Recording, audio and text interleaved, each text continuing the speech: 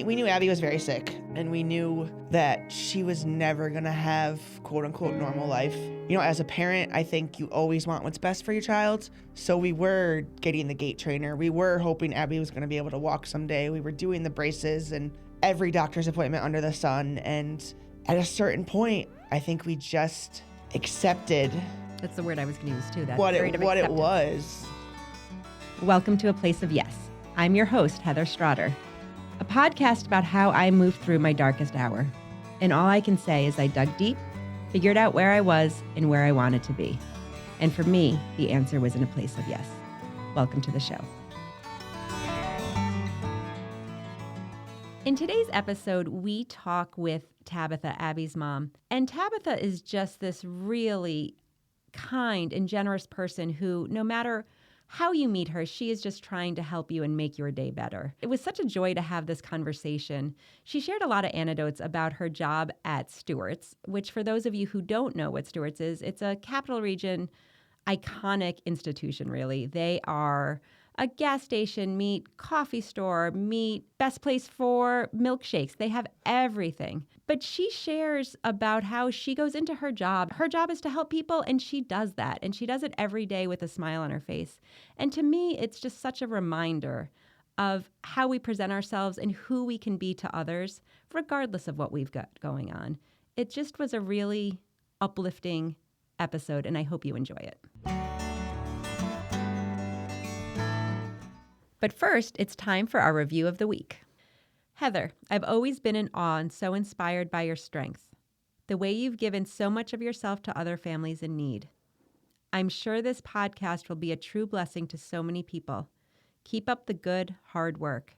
I know Jake is smiling down on you every single moment of every single day. I loved reading that review because it came across so genuine. I love when people recognize how important it is to me that Jake feel proud of me and that most of what I do is for him. So I love that connection between the work we do that makes me feel so good, but also for the reason why I do it. Today we have Tabitha with us, Abbey's mom. We have been working with Tab and Abbey since 2013. They live right here in Saratoga Springs, and we have really gotten to know each other in a variety of different ways. Can you tell me a little bit about you and your family? Yeah. So I'm Tabitha. My husband is Bo. We have an 18-year-old son, Andrew, and then Abbey is now 15. She was born at 33 weeks, placental abruption, no blood flow through the umbilical cord.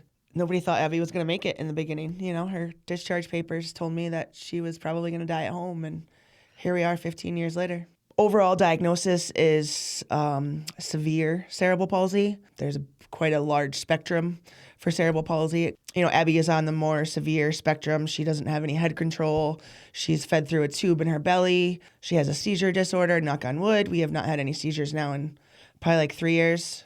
That's amazing. She did tick up there for a little while. We couldn't figure it out, but we tweaked some meds and got her back on track, thankfully, because those are scary things. Seizures, I think. Even when you've seen them in the past, they're just... Every time they can take your breath away. Every time. That minute or two, it seems like it lasts 5 hours. It's the worst. But other than that, Abbey is a happy little girl. She loves to smile. She loves interacting with people. She has her own way of communication. So when you just said that Abbey is 15, that sort of blew my mind. I mean, I know that, you know, and Ethan and Andrew are the same age, so I know that we have sons that are 18.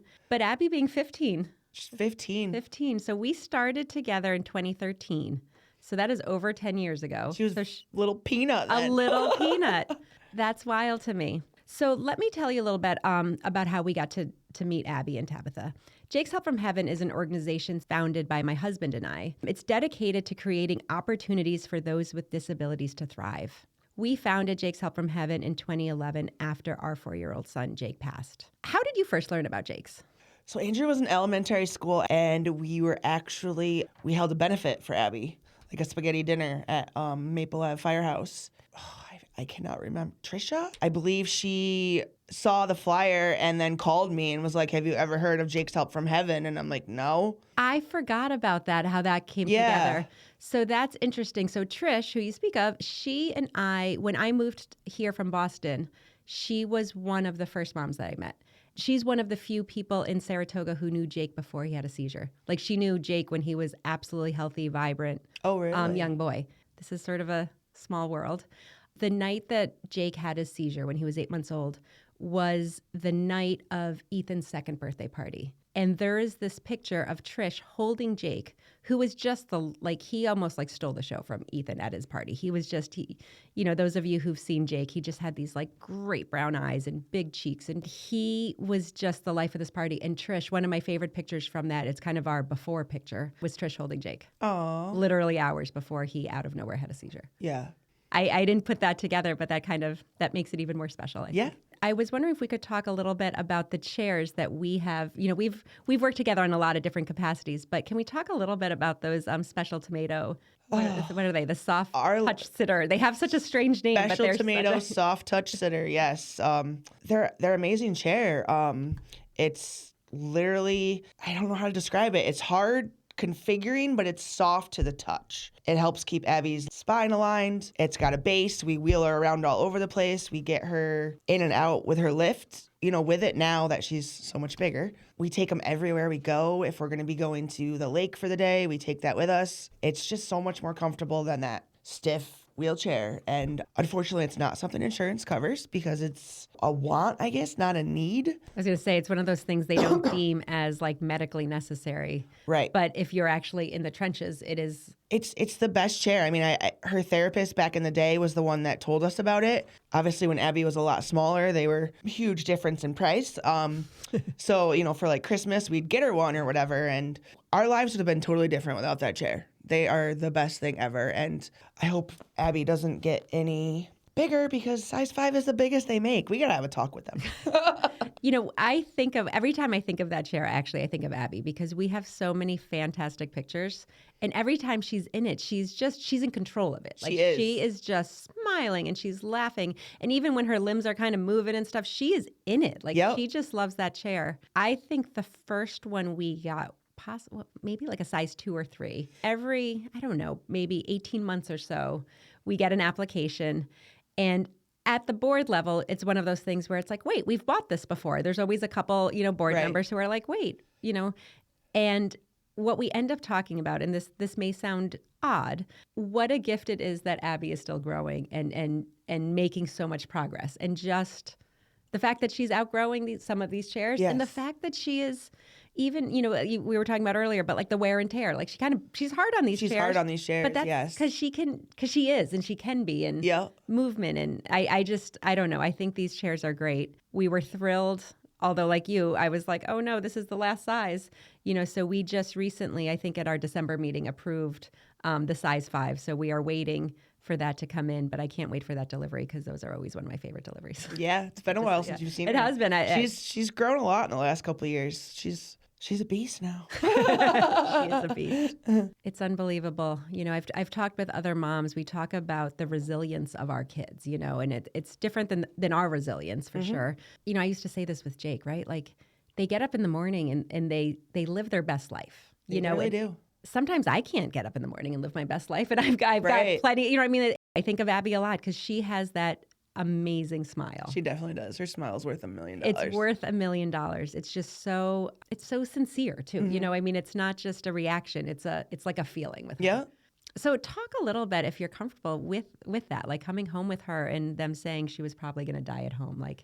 I mean, she spent 71 days in the NICU. It was all of her first holidays. She was born in October, so all of her first holidays, Christmas, Thanksgiving, everything was in the NICU. We had done the rooming in room. Okay. Where you have to, because any child that's coming home on equipment the parents need to take care of them with the equipment, but the nurses are still there. She turned blue on us. So she bought herself another 10 days in the NICU. Not going home yet. Oh, God, I don't think I slept much at all in the beginning. And Andrew was little. He was little. He was 3.5, I think, right around there. To look back now, I'm like, I don't know how I ever survived that. It's a constant calling the doctor, trying to worry about... You worried about so much, and so much scared. Little things sometimes, and you're scared of everything. And I remember that feeling of being scared because, we're similar in the sense that we had an older child first. So you sort of know what it's like to be a mom and to be a mom of a fairly typical kid. And then all of a sudden you've got this medically fragile, you don't know. And I just remember when we got out of the hospital after Jake had started seizing, and we were 117 days at Boston Children's, I just remember being like, I remember not trusting my instincts, like having to learn to trust my instincts again. You know, with Ethan, I could just be his mom. And even if you made a bad choice, it was still life went on. And I just remember that feeling. And it took me a while to get comfortable with that feeling or to shift it. But like, it was just, wait, if I make a mistake, this could be terrible, you know? And it's different. You know, in the beginning, I mean, we took her to every doctor under the sun, and the doctor, whatever the doctor said was like a Bible of the way we lived our life. And then when this doctor said something different than this doctor, it was, oh my God, what do we do? And, you know, over the years, we've learned that we keep Abbey pretty healthy and happy. So mom and dad are the best in regards to what is needed for Abbey. And thankfully, we have condensed her team of doctors. We don't see nearly all the specialists that we used to, but the ones that she does see truly care about her and are connected to her, you know, are invested in making Abbey live her best life. I mean, I think what you just touched on is so important because there is that instinct where you forget to make your own decision, right? Like you're just like, oh, they said this, so I'm going to do this. But then when you have that moment, that switch of like, wait a minute. Yes. I'm still her mom. I still know what's good for her. Like I can. And then you, as your family unit, you know, it's so important and you're totally capable of giving, you know, of giving her all the things. You don't need someone to give you a script. Like what was best for Jake, and I'm sure what's best for Abbey is not always what the doctors are saying. Right? Because there's actually like, oh, do this, do this, do this. Or you know what, maybe we're not going to do 5 days of therapy in a row. Maybe we're going to do 4. And on that 5th day, we're going to like snuggle on the couch and watch movies. Yep. Because that means something too. You know, it's The other thing I wanted to touch on with you a little bit was, how do you think Abbey has impacted Andrew? You know, I talk a lot sometimes about Ethan, and it's a little different because, you know, Ethan lost Jake when he was young, and there's a different weight on that. But I always think that there's this compassionate side to Ethan, and maybe it always would have been there. But I tend to think that being Jake's older brother really molded him and formed him in is an important part of who he is. 1,000%. I mean, anybody that knows Andrew and comes in contact with Andrew always says what a compassionate, caring kid he is. From the time he was, 3-4 years old, because he was trucking to the NICU with us every day, it taught him to be a different kind of person. And he missed out on a lot. There was times where, no, you can't do this because we can't take Abbey, or, just different things throughout the Or you can't go to this birthday party because we're in Boston for a doctor's visit. Or just right. Things, or, 5-day-a-week sport is, dad's working and mom has to bundle Abbey up to bring. It was, sometimes it was a give and take. And unfortunately, Andrew, and I'm sure, Ethan in a regard, definitely missed out on some stuff. You would never know it to look at them, I think. And I don't know Ethan that well, but I know him a little bit. And Andrew's definitely, he wants to go into counseling. He's like, not necessarily kids, like me that have a sibling, but he's like, I just want to be able to understand that like people can talk, and that's what has made a huge difference. They're just, I don't want to use the term well-adjusted. That's why I'm sort of like pausing, because that's not, that implies that there's a reason, that there's sort of a negative if you have to be well-adjusted. But they really, it's like they take the responsibility so seriously, and they understand in a way that I think, a lot of 18-year-olds certainly don't. And back to, when they were 14, 15, when Ethan was 5, 6, when they're young and they have to look at things differently. Mm-hmm. I don't know. I've always had this kind of thought that because of Jake, I am a much better person than I was before. 1,000%. And I think that impact rubs off on so many people. Mm-hmm. You really have to strip through the bullshit, really, because you just have to be, it just teaches you what's important in a hard way, but in a very real way. Mm-hmm.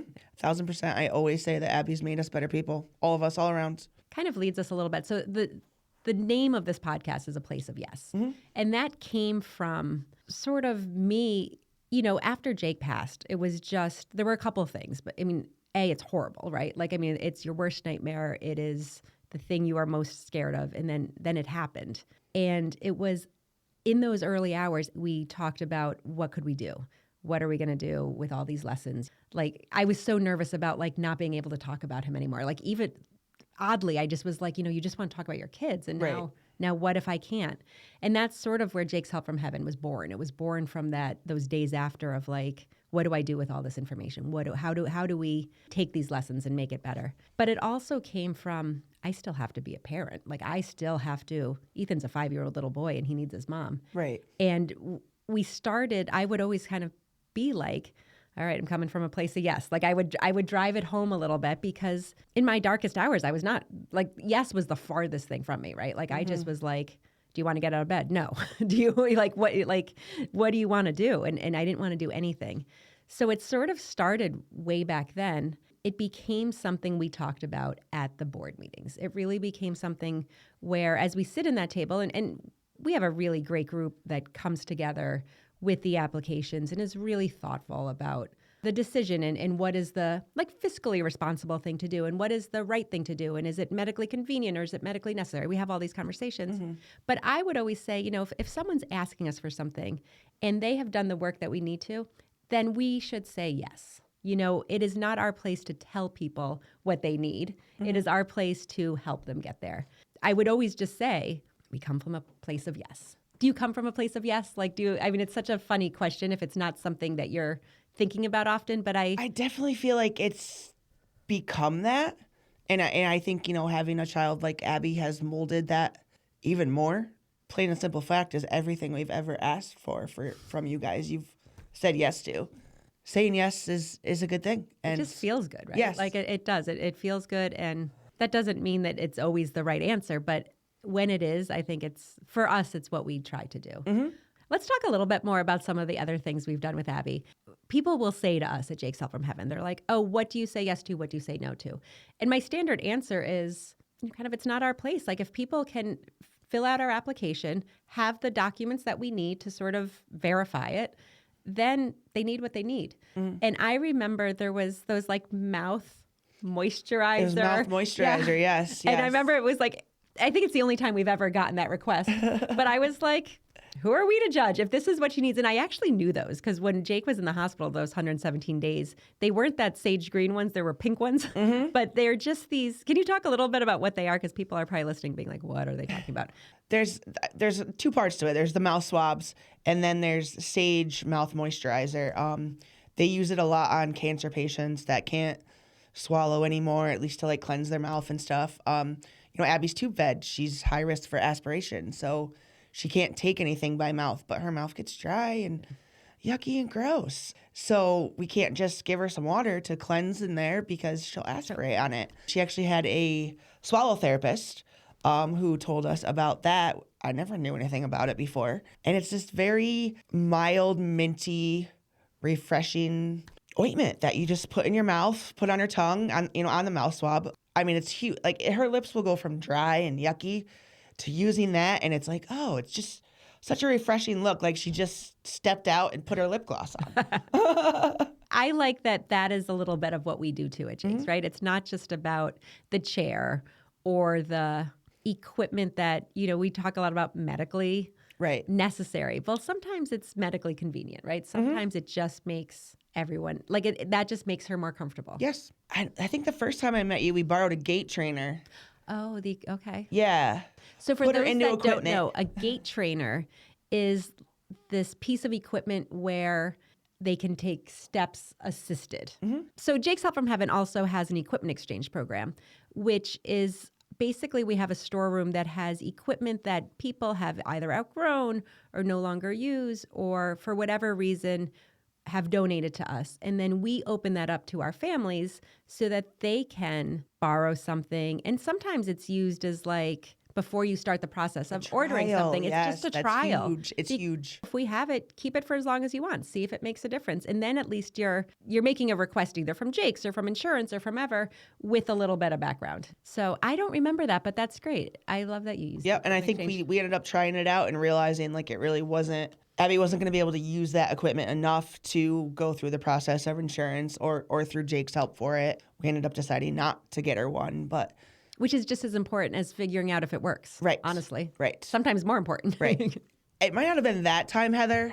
It's going to make me teary-eyed right now. I think one point I was I think I gave you a hug and was just I don't know how you do what you do. Like, I could not be as strong as you in that situation. Maybe I could be. No, I think that's but always, it's hard to know till you're in it, right? You know, and to constantly be involved in children like Jake and Abbey, and unfortunately there is the sad stories where the person or child passes.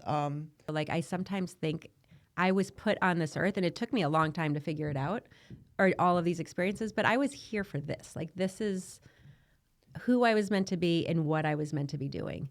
And I hate that I had to figure this out at this loss. Like, I have always said this too, I would take being a shittier person or a shittier version of myself and still have Jake 100 times over. But I feel like the best way to honor him is to do this work.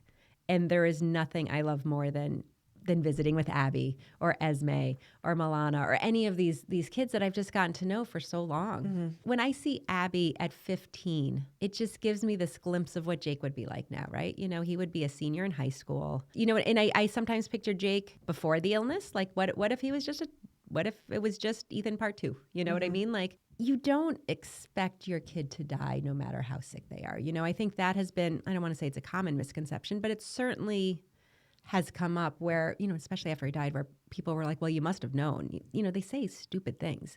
No, we didn't know. We did not think this was going to happen. We thought that we were going to keep him alive and keep living our best version of this life that we were in. Right. We just didn't see it coming, right? And maybe we should have, but we didn't, because you live day to day, and you take those moments and you do the best you can with them. And I think, just to the other people that you have always, you're in connection with and you've helped and stuff. And I know when Abbey had her first really bad seizure and we had out of the blue and we were in Albany Med and intubated and everything all over again, I think you posted on the Facebook, Abbey needs prayers, and just these hundreds of people were just, out there praying for Abbey too. And I mean, Jake, let's just say Jake. Jake has touched so many lives in so many different ways. No, I think it's what he was meant to do, right? It was a short life, but a big life. Yeah. In the beginning, like we knew Abbey was very sick, and we knew that she was never going to have quote unquote normal life.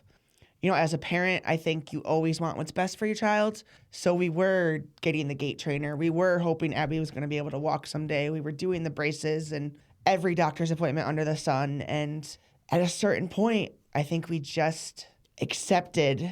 That's the word I was going to use too. That what it was. Yeah. It was a punch in the gut. But I've also learned from that experience, Abbey's beginning of life, to not get punched in the gut anymore. As a parent of a child like Abbey, we know she's probably not going to outlive us. And it's a conversation we have had.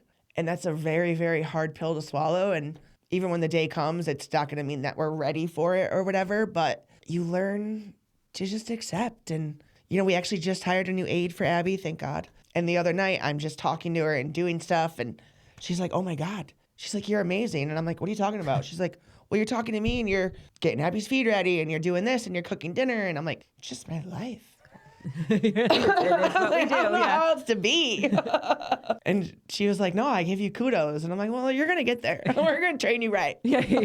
It's so, I think that acceptance that you talk about is, in my mind, the same as this place of yes, right? Like, I just gave it this sort of name, but that's the moment, I think. Yep. Because there is that moment of a little bit of like denial, and nope, she's going to walk. Nope, she's going to do this. We can do this, and this doctor is going to give us. And because I remember like after the seizure and after the hospital stay being like, okay, so we're doing PT 5 days a week. When do you think Jake's going to sit up and get his milestones back? Mm-hmm. And, they don't really look you in the eye and you don't really get an answer. But it took me a long time to sort of recognize, okay, there's no answer. That's an answer. Right.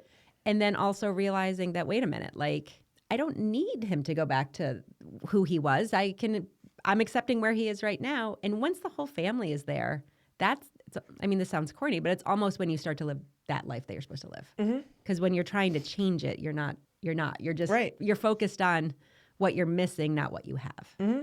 And once you accept what you have, you just adapt. And it's pretty damn great. It really is. It's, I think people want to feel sorry, but it's not. And don't get me wrong, I have my days where I am mad at the world and I don't want to talk to anybody. Nothing you say is going to make me happy today. And I'm not even just, I feel like that's a way for anybody, not just a child, that has severe disabilities. But, there are days when I definitely get stuck in my own bubble. And I do think about the what ifs and the, what could have been and all this stuff. And I hate to use the word survival. I guess there's probably a better word than that. But every day it's a battle of survival. And, I think in the end, we've done pretty good. I always think of, I think it was the fifth year of the Family Fun Day. And there's this great picture of Abbey and Caitlin.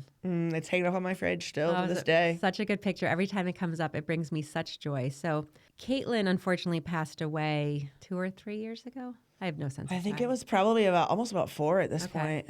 Did they know each other? So we actually met Becky at Abbey and her were both recipients of the marathon dance when they were. Oh, okay. Abbey was 3, I think. But then we reconnect. So we talked, text here and there, and then we reconnected through Jake's Help from Heaven Family Fun Day. Because Caitlin was at Prospect at the same time as Jake. Yes, that I knew. And I remember Jake came home one day from Prospect with a birthday invitation, and it was from Caitlin. Oh, really? And then I didn't put that together until Becky applied to something from Jake's, and then she was like, FYI, I used to sit in the room at Prospect where you could watch with you, and I was like it was just a little bit like worlds colliding because it was like pre-life and then this life. It was just so special to me, really. I was like, oh my God, when Jake brought that invitation home, even though it didn't mean anything to him, you know, and I don't even think we went to the party. But it was just this feeling of oh, my kid got invited to a party. Right. Because some of that is hard too, right? That's the part and I would always keep that because it sounds so vain to worry about stuff like that in the scheme of things. But it's another part of the process of, I don't know if it's grief or what it is, but just, wait, it's not what I thought it was going to be. Or it's not quote unquote normal. I just think of that picture because they're both smiling and they're just... It's just such a beautiful I think picture. they're even holding hands, I'm pretty sure. And to me, it captured that event, right? Because the event was our biggest fundraiser for Jake's Help from Heaven, but it was also this coming together of, I always say, family, friends, donor sponsors, but most importantly, our families. Sometimes people will ask me how many kids I have, and I say 1. I don't want to talk about. And it's not that, obviously, I spend most of what I have turned into, career is the wrong word, but what I've turned into my life's work is talking about Jake. So it's not that I want to diminish or hide or anything, but sometimes it's exhausting.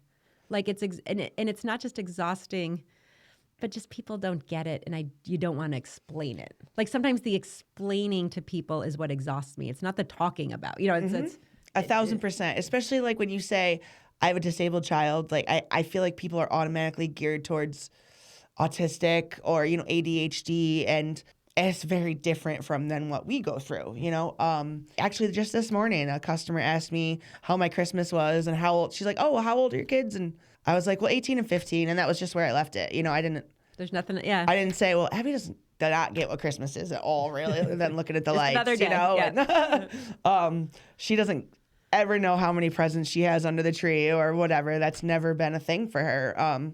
You got to pick and choose. And another customer a couple weeks ago, he did know about Abbey, and he came in with a card with over $100 in it for me. You meet really amazing people, and you meet some really crappy people too. It's a great reminder because sometimes it's so easy to just focus on the people who say the wrong thing. Our kids bring out the good in a lot of people. Definitely do.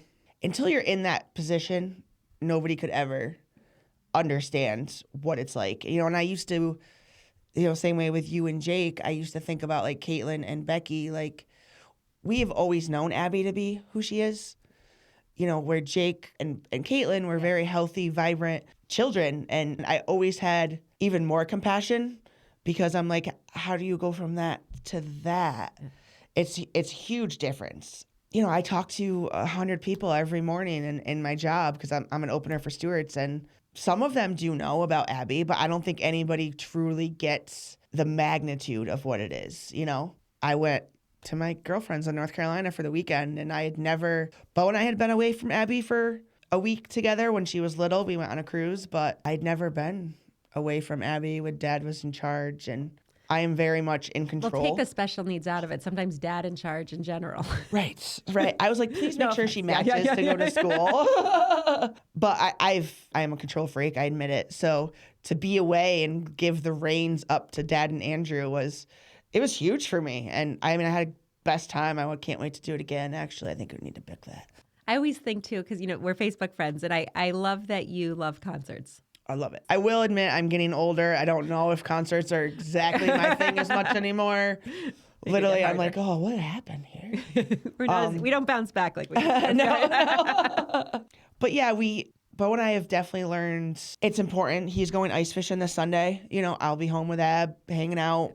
We don't always get that opportunity to do stuff together out. Thankfully, we've come to a place where watching a show on Netflix and having a yummy dinner is just as good to us as going out and seeing the lights, and taking on the town. But it is very important to still be your own person in this situation. And there's times I've definitely struggled with that. I think I've gotten a lot better at it as the years have gone on. I think it's huge what you just said too, though. A, as a parent in general, but B, as a special needs parent, it's so easy. Like, even if you didn't start out a control freak, you become a control freak. You have to. Like, there's no way you can't in Right. this life. But to be able to still find yourself, and whether it's, I used to sometimes just get in the shower and just turn on music and just stand there under the shower for 10 minutes just to like center yourself, right? Or read a book. Like, I remember I stopped reading for years. I loved reading, so just finding something. A, you're better for it, but then you're better for them too. Right. Right. I think sometimes we get so locked into like just go, but that pause can help you be better at all aspects of it. And it is so very, Abby's on a strict feed routine, a strict bed routine. Like, I constantly watch the clock. Yep. Even when Abby's at school during the day, I'm like, it's 11. That's when Abby's feed needs to start. And or then you worry, right? You're like, oh, I hope they're feeding. Right. But yeah, I've definitely learned to appreciate the small stuff a lot more than I probably ever would have. I'm going to say it this way. It gets easier and it gets better. The beginning is very, very overwhelming. It's so overwhelming. I look back to not only did Abby's paperwork say she was going to die at home, it also said that we should put her in a home. And obviously I was like, yeah, no way. I will say I could not put Abby in a home, but I understand how people need that. I'm thinking if 20 years from now, if we're still caring for Abbey this way and Bo and I are both 20 years older, what is our life going to look like? You can't always answer the what ifs. And life's going to throw you a curveball every once in a while, but overall it does get easier and it gets better. Learn to ask for help when you need it. Take a deep breath. Deep breath is huge. Get a hot tub. It's my sanity, I'm telling you. That's perfect. Thank you for listening to A Place of Yes. Please follow us wherever you listen to your podcasts. Please subscribe to our YouTube channel, leave us a thumbs up, or leave us a comment. We would appreciate all that you can do. If you really like this episode, please share it with a friend or two. For more information and to leave us any feedback, please reach out to us at jakeshelpfromheaven.org.